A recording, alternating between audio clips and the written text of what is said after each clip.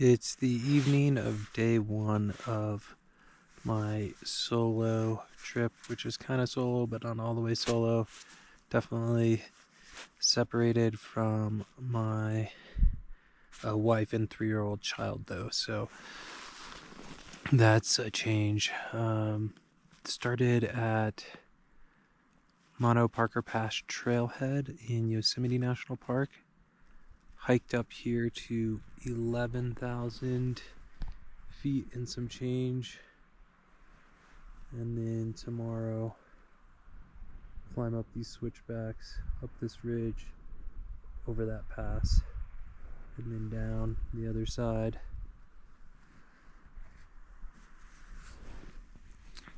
Gosh, I've got up here feeling pretty lonely and isolated.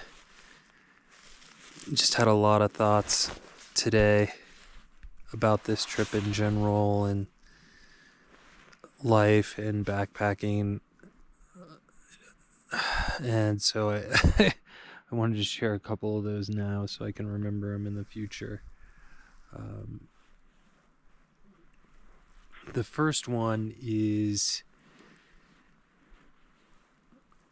in the famous backpacking books like A Walk in the Woods or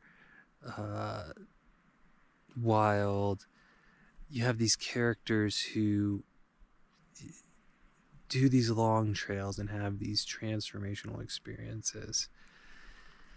And it's like they go into the trail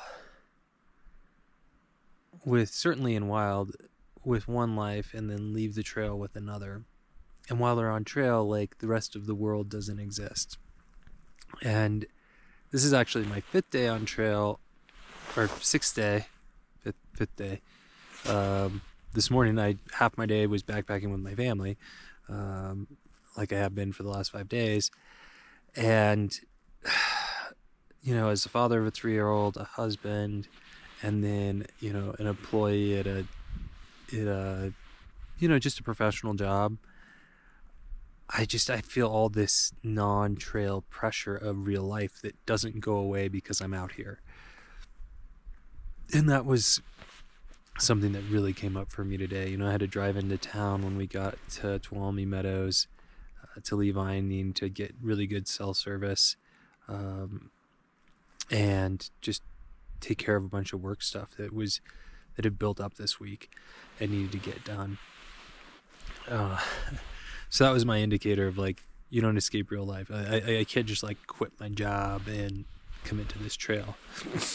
And then there's just the feeling of, like, leaving my family for this trip, which is a personal goal of the trip, and just the impact that has on my family. I definitely feel a bit of guilt for sure, because my wife's gonna have this huge burden of solo parenting for 3 weeks, and I'm absolutely grateful for that. And when I come back, my dad hat will go right back on, and I'm gonna just try and be the best father I can to my son.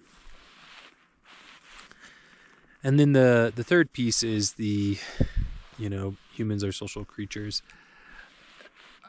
I wish I had an adventure buddy up here. I wish I wasn't by myself. I think it would be fun to, like, have evening conversation, and it just feel a lot less intimidating being this, in the Alpine and the Sierras, if I was with a like-minded traveler. And that's not my reality. I'm going to be solo most of this trip, and I'm going to need to tune into that. Tonight was kind of ironic because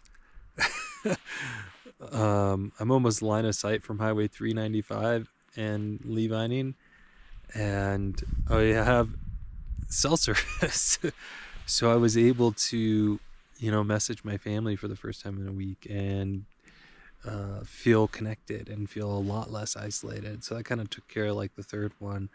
I was able to this is so ridiculous, but you just do, like, real world stuff. I write a bunch more emails, check work emails, there's smoke in the air. I was able to check the California wildfire map and see that uh, the lightning that came in a few days ago started a wildfire that's 10,000 acres near Fresno and Sequoia Kings, but that's like 30% contained. So it's actually not that concerning. When I saw that smoke, or when I first smelled that smoke, I was like, ooh, that wildfire could be a trip ender right at a start. So anyway, just feeling a lot better um, about everything. And that's my conclusion of my end of day one.